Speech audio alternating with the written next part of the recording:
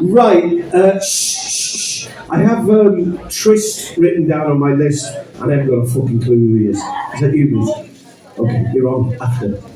Alright, right, we're going to have a little bit of poetry now, and she's never performed here before, have you? Yes, she has. Oh, have you? Oh, a long time ago. Okay, so you've got to give her a massive round of applause and then be really quiet. So here we go. Give it up for Caroline. Come on. Hello. So these are all new poems. I've never performed them at all. So this is going to be the first time. Thank you.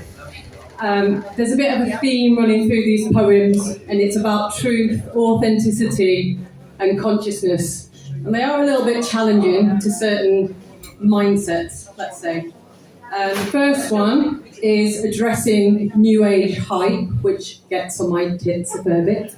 And it's called A Slice of Humble Pie, and that's P-I, not P-I-E. I don't sell rites of passage or galactic codes. I don't impart readings on your north and south nodes. I don't rely on sage, and I refuse to cut the cords. I don't outsource my power by praying to the Lord. So forgive me if I smile when you offer me the keys, your irrefutable evidence of why the trees have leaves. When overbearing voices shout, "My teacher is enlightened," I'm cringing at the irony of bestowing such a title. I don't buy into facts dreamed up just to blur my vision. My right and left hemispheres are acting in unison. I've chewed over more concepts than a squirrel has nuts, and yet all I've discovered is a lot more ifs and buts. These days I prefer silence to premature debates, with fervent assumptions spewing forth from the irate. They never thought to ask themselves just why they are so sure, when the truth about reality might knock them to the floor. If you say that you believe, you admit you do not know, and yet you're all too ready to give up your right to grow. I wouldn't mind betting that the wisest thing to do is make a little space up there for new layers of truth. And maybe warm the oven for a slice of humble pie. Grab yourself a hanky, because the truth might make you cry. If physics keeps asserting there is nothing really here, then what does that imply about convictions you hold dear? If we're supposed to be here, why can't we let it be? Compelled to keep on digging for the truth to set us free. It's hard not to wonder why we can't just be at peace. The need to work things out is simply unable to cease. Yet if you keep on searching, you might just lose your mind. Perhaps the ultimate truth is that existence is designed to confirm what you believe, whatever that may be. So embrace the hall of mirrors and be careful what you see.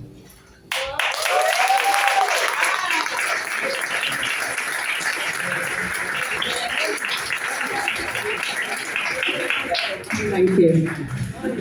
And the next one is called Artful Alchemy. And it's basically referring to the process of quite painful one, to be honest, that I've been through in my life, and addressing the negative in life. Because some of the things that are probably true, in my experience anyway, are just not that pretty. And I think if you don't face them, well, you're asking for trouble later down the line. There's an alarm going off. I set that off. It's a warning sign from the universe, keep the op shut. Okay. Do you really think I want it to be true? Think twice. It takes guts to perceive as I do. This tapestry of perception wasn't built in a year, yet you hear something negative and attribute it to fear. But let's be real, who is truly afraid? He whose pretty picture is fragile, I'd say. So look those demons square in the eyes, and then your credentials will be on the rise. Until that day comes, no rhetorical questions. My skull has no room for concrete predilections and superficial tales that crumble to dust under the scrutiny of one who has trust. In the power of creation, the light and the dark, in the fires that rage from a spiritual spark. Don't tell me it's roses when I smell the stink of the saccharine falsehoods that bloom in groupthink.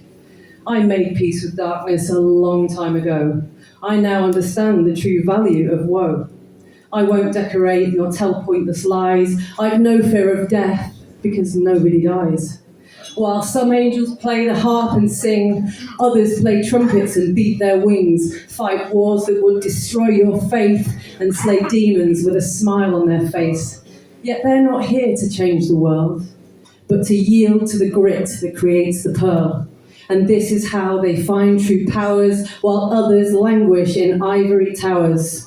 Assumptions are deadly, be careful with those. Know that your beliefs are just something you chose. To make sense of illusion and yet true knowing means dropping your armour to throw yourself in.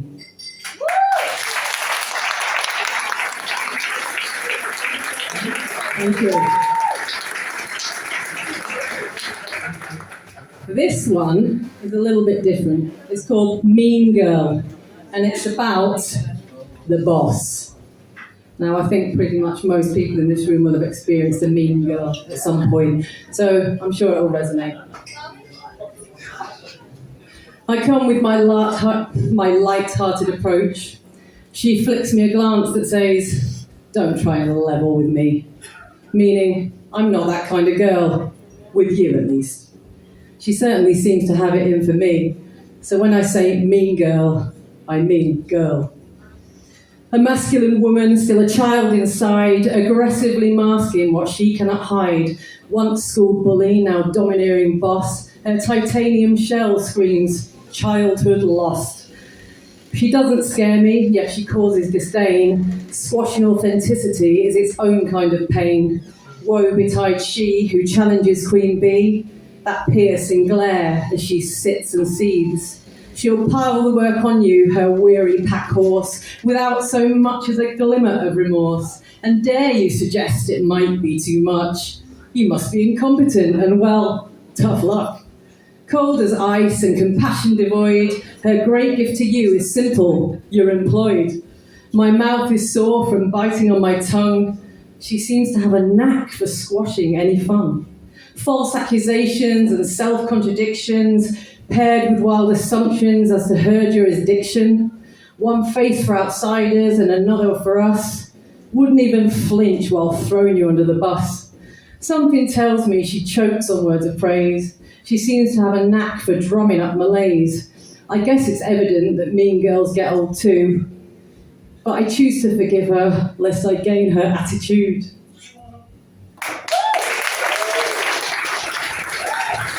I hope none of the mates are here. I've got one more, it's just a short one, and it's a little piece of wisdom that I think I've gained along the way. It's called For Wisdom's Sake. Don't hide your honesty with a smile. Speak up, truth is worthwhile.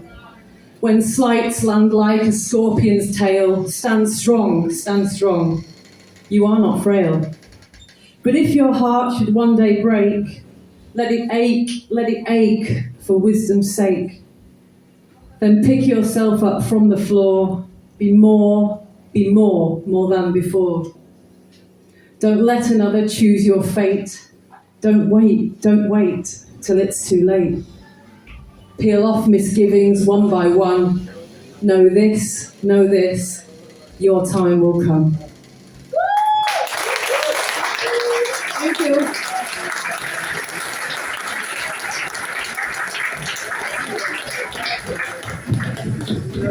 How good was that? Please give it up for Caroline here. Wonderful poetry. Come back.